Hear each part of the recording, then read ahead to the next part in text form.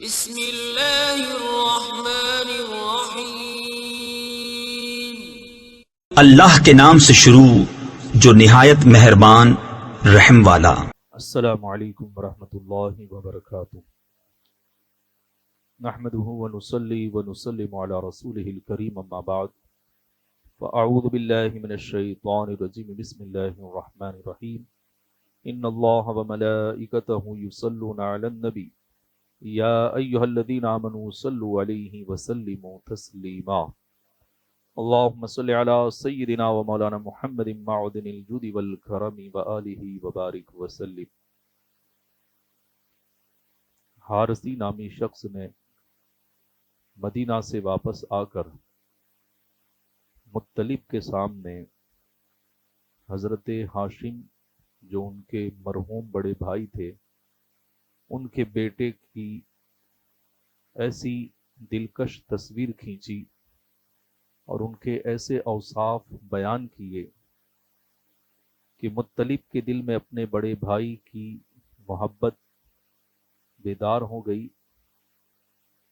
اور انہیں اپنے بھائی کی یادگار سے ملنے کا شوق پیدا ہو گیا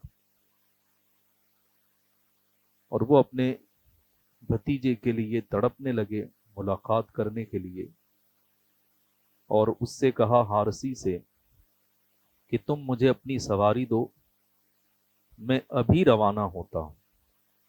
یہ تڑپ ایسی تھی ملنے کی کہ گھر جا کر کے اطلاع کرنا بھی مناسب نہیں سمجھا کہ اتنی تاخیر ہو جائے گی۔ وہیں حارثی کی سواری آپ نے لی اور وہاں سے مدینے کی طرف روانہ ہو گئے۔ جب آپ مدینہ پہنچے تو اتفاق سے، کیونکہ اس وقت جو ہے یہ سفر کئی دنوں کا ہوا کرتا تھا، آج جو ہے یہ سفر کچھ گھنٹوں میں مکمل ہو جاتا ہے، لیکن اس زمانے میں یہ سفر بہت طویل ہوتا تھا، کئی دن کا سفر ہوتا ہے۔ 100 کلومیٹر 3 دن میں طے کرتے تھے، تو یہ تو تقریباً 300-350 کلومیٹر، تو کئی دن کا سفر کرنے کے بعد جب مطلب وہاں پر پہنچے تو اتفاق سے انہوں نے بھی شیبہ کو بچوں کے ساتھ میں دیکھا۔ بچے کے چہرے کی جو وجاہت تھی اور خود اعتمادی جو ان کے لب و لہجے میں تھی، اور بچوں پر ان کا سردارانہ جو تصرف تھا، یہ ساری نشانیاں دیکھ کر کے پوچھنے کی ضرورت نہیں پڑی کہ بھتیجا کون ہے، فوراً پہچان گئے اور پھر اسے لے کر کے اپنی بھابھی اور شیبہ کی ماں سلمہ کے پاس پہنچے اور اپنا مدعا پیش کیا کہ میں اپنے بھتیجے کو لینے آیا ہوں۔ ہم غفلت میں تھے اتنے وقت سے، اور میں نے بچے کے بارے میں سنا، اپنے بھتیجے کے بارے میں جیسے ہی سنا تو میں فوراً آ گیا کہ یہ میرے مرحوم بھائی کی یادگار ہے، ہاشم کی یادگار ہے، تو اس کو دیکھ کر کے میں اپنے بھائی کی یاد تازہ کیا کروں گا، تو میں چاہتا ہوں کہ اسے لے جاؤں تاکہ یہ میرے یہاں پرورش پائے اور میں اس کو سرداری کے اور بھی ہنر سکھاؤں۔ اللہ نے جو اس کے اندر صلاحیتیں چھپا کر کے رکھی ہیں، میں انہیں اجاگر کروں، تو میں اس کی تربیت کرنا چاہتا ہوں، اس لیے تم مجھے اجازت دو،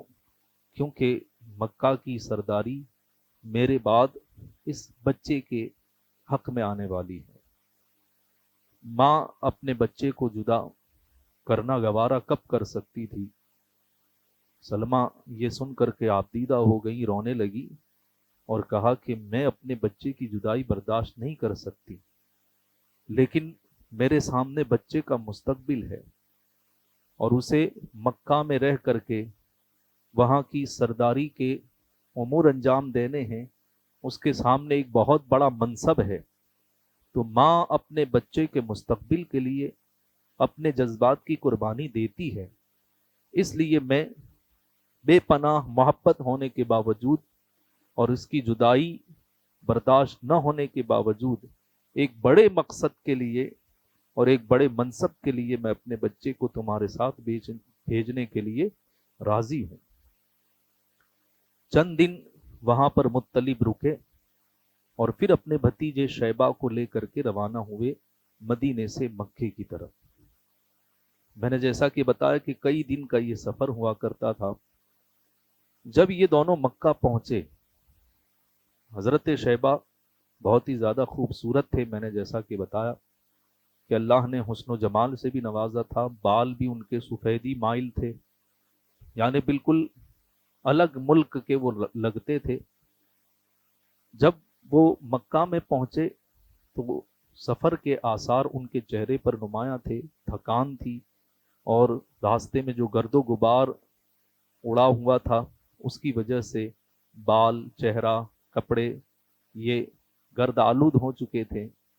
अब ऐसी हालत में जब ये मक्का में दाखिल हुए तो लोगों ने मुत्तलिब के साथ जब एक बच्चे को देखा तो मक्का वाले पूछने लगे कि ये कौन है बच्चा जो तुम्हारे साथ है। तो मुत्तलिब ने मजाक के तौर पर ये कहा कि ये मेरा गुलाम है, हाजा अब्दी, ये मेरा गुलाम है। तो अब जो है मक्का में मशहूर हो गया कि मुत्तलिब का गुलाम आया है, बहुत ही खूबसूरत है। मुत्तलिब के यहाँ एक गुलाम आया है जो बड़ा हसीन और जमील है। मुत्तलिब का गुलाम, मुत्तलिब का गुलाम। अब इसकी आप अरबी देखें, मुत्तलिब का गुलाम, इसकी अरबी होती है अब्दुल मुत्तलिब। तो लोग ये कहने लगे मुत्तलिब का गुलाम आया, यानी अब्दुल मुत्तलिब आया है, अब्दुल मुत्तलिब आया है। तो अब जो है इसी नाम से लोग जो है इनके बारे में जिक्र करने लगे और लोग इनको आकर के देखने लगे, इनके हुस्न जमाल से मुतासिर होते और इनकी तारीफें करते हुए वहां से जाते कि बच्चा बड़ा जीरक है, होशियार है और जो है बहुत ही हुस्न जमाल का पैकर है। ये तारीफ करते हुए जाते, लेकिन जिसकी भी जबान से सुनते यही कहते अब्दुल मुत्तलिब, अब्दुल मुत्तलिब। जो मदीने में शैबा था अब मक्का में आकर के उसका नाम अब्दुल मुत्तलिब हो गया, और ये वही अब्दुल मुत्तलिब हैं जो हुजूर के दादा हैं, हजरत अब्दुल मुत्तलिब। तो हम हजरत अब्दुल मुत्तलिब के नाम से ही जानते हैं, जो उनका मक्का वाला नाम है। हालांकि इनका ये नाम नहीं है, उनका असली नाम शैबा है, हजरत अब्दुल मुत्तलिब का, और ये इस नाम से मशहूर हो गए मक्का में आकर के। बचपन अपने चचा की तरबियत में गुजारा हजरत अब्दुल मुत्तलिब ने। अब मैं हजरत अब्दुल मुत्तलिब ही कहूंगा क्योंकि इसी नाम से हम ज्यादा जानते हैं। और मुत्तलिब ने चचा बन करके नहीं, एक बाप बन करके उनकी तरबियत की, और उनके अंदर जो सलाहियतें अल्लाह तबारक व ताला ने वदीयत फरमाई थी उसके मुताबिक तरबियत जब हुई तो आप एक बेहतरीन सरदार की शक्ल सूरत में जवानी की दहलीज पर कदम रखते हैं। और फिर जब वक्त आता है अब्दुल मुत्तलिब को चचा मुत्तलिब की तरफ से सारी जिम्मेदारियां दे दी जाती हैं कि अब मक्का की सरदारी तुम्हारे हवाले है और हाजियों का इंतज़ाम व इंसराम तुम्हारे हवाले है, खाने काबा की तौलियत और उसका मुतवल्ली का जो मनसब है वो तुम्हारे हवाले है। ये सारे सरदारी के मनसब उन्हें दे दिए जाते हैं और फिर मुत्तलिब का इंतकाल हो जाता है। मुत्तलिब के इंतकाल के बाद अब चूंकि सरदारी हजरत अब्दुल मुत्तलिब के पास आ चुकी थी, उनके जो दूसरे चचा थे हजरत हाशिम के, मैंने बताया था कि दूसरे 3 भाई थे, उनमें जो सबसे छोटे थे वो मुत्तलिब थे और बीच में 2 थे, एक का नाम नौफिल और एक का नाम अब्देशम। तो इसमें जो नौफिल थे उन्हें हजरत अब्दुल मुत्तलिब का सरदारी के मनसब पर फाइज होना और हर तरफ उनके चर्चे होना, हर तरफ उनकी तारीफें होना हजम नहीं हुआ और वो हसद का शिकार हो गए। हजरत अब्दुल मुत्तलिब के हक में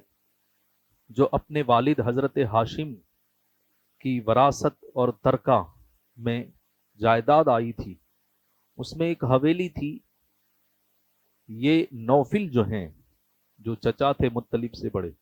انہوں نے ان کا حویلی کا جو صحن تھا اس پر قبضہ کر لیا اپنی طاقت دکھانے کے لیے کہ دیکھو سرداری کے منصب کا حقدار میں ہوں، میری طاقت زیادہ ہے، تم بھتیجے ہو، میں چچا ہوں، تو حقدار میں زیادہ ہوں۔ تو اس لیے وہ حسد کا شکار ہو گئے، حویلی کے صحن پر قبضہ کر لیا اور ہر طرف جو ہے ان کی برائی کرنے لگے۔ حضرت عبد المطلب نے جب یہ دیکھا، اب وہ اپنا مددگار وہاں پر تلاش کر رہے تھے لیکن کوئی ان کا مددگار نہیں تھا،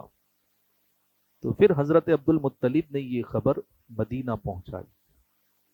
جو ان کی والدہ سلمہ کے بھائی تھے، یعنی حضرت عبد المطلب کے ماموں، ان کا نام ابو اسعد تھا، وہ بے پناہ محبت کرتے تھے اپنے بھانجے سے،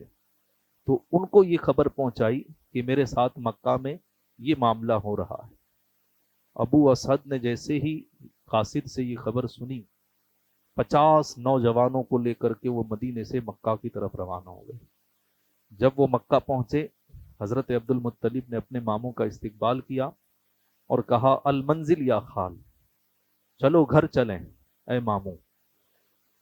تو ابو اسد نے غصے بھرے لہجے میں جواب دیا کہ پہلے میں نوفل سے 2 ہاتھ کر لوں اور اس سے بات چیت کر لوں، اس کے بعد گھر آؤں گا، پہلے نہیں آؤں گا، پہلے میں اس کی خبر لے لوں۔ فوراً خانہ کعبہ میں پہنچے جہاں مکہ کے سردار جمع تھے اور نوفل بھی وہاں پر تھے۔ وہاں پہنچنے کے بعد تلوار نیام سے نکالی اور پھر تمام قریش کے سرداروں کو مخاطب کر کے کہا کہ ہمارے بھانجے کی حویلی کا صحن جس نے بھی چھینا ہے وہ اسے واپس کر دے، ورنہ اس کعبہ معظمہ کے رب کی قسم کھا کر کہتا ہوں کہ اس تلوار سے میں اس کے 2 ٹکڑے کروں گا، اسے کوئی بچا نہیں سکے گا۔ یہ اتنے زیادہ جو ہے غصے کے اندر گرجدار آواز میں وہاں جا کر کے کہا کہ سب سردار سہم گئے، اور نوفل یہ دیکھ کر کے بالکل ڈر گیا اور فوراً سامنے آ کر کے کہا کہ اے ابو اسد، غصہ کرنے کی ضرورت نہیں ہے، میں خانہ کعبہ کے رب کو گواہ بنا کر کے کہتا ہوں کہ آج سے اس حویلی کا صحن تمہارے بھانجے کا ہے۔ اور اس طریقے سے جو ہے یہ معاملہ حل ہو گیا اور حضرت عبد المطلب کی حویلی کا جو صحن ہے وہ بھی ان کے پاس آ گیا۔ ان کے ماموں 3 دن تک مکہ میں رکے اور پھر اس کے بعد وہاں سے روانہ ہوئے۔ اب چونکہ حضرت عبد المطلب کی زندگی میں ہی حضور کی پیدائش ہونی تھی، اس لیے اب خانہ کعبہ کا جو رنگ ہے، وہاں کی رونق ہے، اس کو بھی بڑھانا تھا۔ اللہ تبارک و تعالیٰ یہ چاہتا تھا کہ میرے محبوب جس شہر میں آئیں تو وہاں لوگوں کی آمد و رفت بھی زیادہ ہو۔ اب مکہ کے حالات ایسے تھے کہ وہاں پانی کی بڑی تنگی تھی۔ آج جو آب زمزم ہے اور زمزم کے کنویں سے پورا مکہ اور مکہ کے ارد گرد کے علاقے بلکہ ساری دنیا سیراب ہو رہی ہے، دنیا بھر سے حاجی جا رہے ہیں، لے کر کے آ رہے ہیں، تو یہ جو زمزم کا کنواں ہے اس کی تاریخ تو آپ جانتے ہی ہیں کہ حضرت ابراہیم علیہ السلام نے اپنی زوجہ حضرت ہاجرہ اور اپنے بیٹے حضرت اسماعیل کو یہاں پر چھوڑا تھا، تب یہاں کوئی آبادی نہیں تھی، سنسان علاقہ تھا، جنگل و بیابان تھا، اور حضرت اسماعیل علیہ السلام پیاس کی وجہ سے تڑپے، حضرت ہاجرہ صفا مروہ کے چکر لگا رہی تھی، اور اس وقت حضرت اسماعیل علیہ السلام نے پیاس کی شدت کی وجہ سے ایڑی کو رگڑا زمین پر، اور اللہ تعالیٰ نے ایک نبی کے قدم کی برکت سے وہاں پر زمزم کا چشمہ ظاہر فرما دیا۔ تو یہ نبی کے قدموں کی برکت ہے کہ زمزم کے پانی میں یہ تاثیر ہے کہ بیمار پیتا ہے تو اسے شفا مل جاتی، اگر پیاسا پیتا ہے تو اس کی پیاس بجھ جاتی ہے، بھوکا اگر اسے پیتا ہے تو اللہ تعالیٰ اس کی بھوک کو بھی ختم فرما دیتا ہے۔ تو زمزم کے اندر بہت زیادہ تاثیر ہے، اور یہ ایک بہت طویل موضوع ہے۔ تو بتانا یہ ہے کہ یہ جو زمزم ہے حضرت اسماعیل علیہ السلام کے زمانے میں ظاہر ہوا تھا، اور تب تو وہاں کوئی آبادی نہیں تھی، صرف ماں اور بیٹا حضرت اسماعیل، یہ دونوں ہی وہاں پر تھے۔ پھر ایک قافلہ وہاں سے گزرا جن کا تعلق قبیلہ بنی جرہم سے تھا، تو وہ لوگ وہاں سے گزر رہے تھے، پانی کی تلاش میں یہاں پہنچے، پھر دیکھا کہ اتنا بہترین چشمہ یہاں پر ہے اور اتنا بہترین پانی اس جو ہے چشمے سے نکل رہا ہے، تو انہوں نے وہاں پڑاؤ کرنے کی اور وہیں رکنے کی اجازت طلب کی حضرت ہاجرہ سے۔ حضرت ہاجرہ نے اجازت بھی دے دی، اور پھر یہ قبیلہ وہیں رک گیا، قبیلہ بنی جرہم۔ حضرت اسماعیل علیہ السلام کی شادی بھی اسی قبیلے میں ہوئی، اور پھر حضرت اسماعیل علیہ السلام کی اولاد بھی بڑھنے لگی۔ تو یہاں حضرت اسماعیل علیہ السلام کی اولاد بھی تھی مکہ میں، اور قبیلہ بنی جرہم کے لوگ بھی تھے۔ عرصہ دراز تک یہ سلسلہ چلتا رہا، اور مکہ کی جو تولیت تھی، چونکہ قبیلہ بنی جرہم کی تعداد زیادہ تھی، تو ان لوگوں نے مکہ کی تولیت پر قبضہ کیا، اور وہاں کے سارے امور یہ انجام دینے لگے، اور اپنی تعداد کے زیادہ ہونے کی وجہ سے کچھ ظلم و ستم کا ارتکاب بھی انہوں نے کیا۔ تو بعد میں جنگ ہوئی بنو بکر اور بنی جرہم کے درمیان، اور اس جنگ میں بنو بکر کو اللہ تعالیٰ نے کامیابی عطا فرمائی، اور بنو جرہم جو ظلم و ستم کر رہے تھے ان کو شکست ہوئی، اور بنو بکر نے ان سے کہا کہ اب تم یہاں سے جاؤ، اور حضرت اسماعیل علیہ السلام کی جو اولاد ہے وہی مکہ کی تولیت کو سنبھالیں گے، مکہ کے متولی وہی ہوں گے، یہ سارے امور وہی سنبھالیں گے، تم یہاں سے چلے جاؤ۔ تو قبیلہ بنی جرہم کے لوگوں کو جب جانے کا حکم دیا گیا، وہاں سے جلا وطن کیا گیا، تڑی پار جسے کہتے ہیں، تو ان کو پورے قبیلے کو وہاں سے تڑی پار کیا گیا۔ تو اس وقت انہوں نے انتقام کی آگ میں اور حسد میں یہ کیا کہ جو زمزم کا کنواں تھا اس کو انہوں نے دبا دیا۔ وہاں پر سونے کے 2 ہرن تھے، وہ کنویں میں ڈالے، اور پھر وہاں جو تبرکات تھے، حضرت اسماعیل علیہ السلام کے زمانے سے خانہ کعبہ پر جو قابل اور حابل کے درمیان جو مقابلہ ہوا تھا اور قربانی والا، حضرت اسماعیل علیہ السلام کی جگہ پر جو دمبا آیا تھا، ذبح ہوا تھا جنتی، اس دمبے کے سینگ اور اس کے کچھ ہڈیاں جو ہے وہ خانہ کعبہ میں لٹکائی گئی تھیں، وہ سب تبرکات بھی انہوں نے زمزم کے کنویں میں ڈال دی،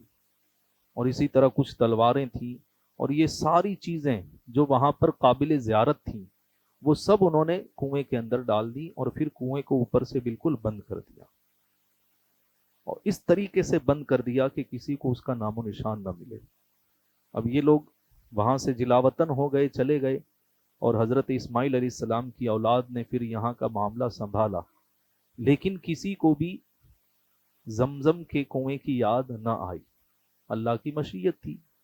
کسی کو یاد نہ آئی، اور پھر یہ معاملہ چلتا رہا، صدیاں گزر گئیں، اور اب حضرت عبد المطلب کے ہاتھ میں مکہ کی سرداری آئی۔ یہاں جو ہے پانی کی قلت تھی، حضرت عبد المطلب ایک دن خانہ کعبہ کے صحن میں بیٹھے ہوئے اچانک ان کی آنکھ لگ گئی، تو خواب میں انہیں دکھایا گیا کہ کوئی کہنے والا یہ کہہ رہا ہے احفر طیبتن، کہ پاک جگہ کو کھودو، پاک جگہ کو کھودو۔ جب وہ بیدار ہوئے انہوں نے اس کے بارے میں سوچا کہ مجھے کس چیز کے کھودنے کا حکم دیا جا رہا ہے۔ اب وہ سوچتے رہے لیکن انہیں کچھ سمجھ میں نہیں آیا۔ دوسرے دن پھر خواب آیا، پھر انہیں کہا گیا کہ پاک جگہ کو کھودو، انہیں پھر کچھ سمجھ میں نہیں آیا۔ پھر تیسرے دن بھی خواب آیا لیکن پھر انہیں سمجھ میں نہیں آیا۔ تو چوتھے دن جو خواب آیا بالکل واضح خواب آیا کہ جس میں کہا گیا کہ زمزم کے کنویں کی جو جگہ ہے اس جگہ کو کھودو، اور اس کی نشانی بھی پھر انہیں بتائی گئی کہ یہ جو زمزم کا کنواں ہے جو پوشیدہ کر دیا گیا تھا، وہ اس وقت جو دو بت تھے وہاں پر، تو ان بتوں کے سامنے، دو بتوں کے سامنے یہ زمزم کا کنواں ہے، وہاں پر کچھ گائیں، ان کا نام اصاف و نائلہ، یہ دو بت تھے۔ اب یہ ان کی بھی تاریخ ہے کہ اصاف و نائلہ کے بت یہ کیوں تھے وہاں پر، یہ بھی میں کبھی بتاؤں گا۔ تو ان کے بت کے سامنے جو چبوترا تھا وہاں پر یہ بتایا گیا کہ کچھ گائیں ہوں گی، گائیں، اور کوا آئے گا، اور کوا آ کر کے جہاں اپنی چونچ مارے گا اسی جگہ تمہیں کھودنا ہے۔ اس طریقے سے مکمل خواب واضح طور پر نشانی کے ساتھ انہیں بتایا گیا۔ حضرت عبد المطلب جب بیدار ہوئے تو انہیں احساس ہوا کہ یہ تو اسی زمزم کی بات ہے کہ جو حضرت اسماعیل علیہ السلام کے صدقے میں ہمیں ملا تھا، اس کنویں کی یہ بات ہے۔ اگر یہ میرے ذریعے ظاہر ہوگا تو پھر پورے مکے کے اندر اللہ تبارک و تعالی مجھے عزتوں سے نوازے گا۔ تو اس لیے اب اس خواب کو پورا کرنے کی آپ نے جو ہے تمنا ظاہر کی اور اس کا مکمل ارادہ کیا۔ آگے کیا ہوا انشاءاللہ تبارک و تعالی آئندہ بیان کیا جائے گا۔ اللہ تبارک و تعالی ہم سب کو نور مصطفیٰ صلی اللہ تعالی علیہ وسلم کے فیضان سے مالا مال فرمائے۔ السلام علیکم ورحمۃ اللہ وبرکاتہ۔